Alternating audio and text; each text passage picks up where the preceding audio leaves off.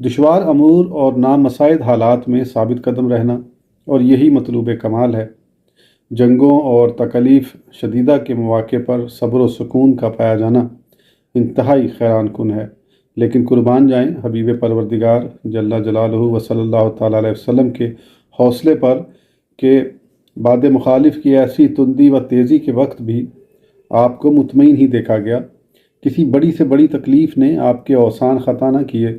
اور کسی مصیبت سے آپ کے پائے ثبات میں لغزش نہ آئی۔ اگر ایک جانب سے مصائب و آلام کے بادل گھر کر آتے تھے،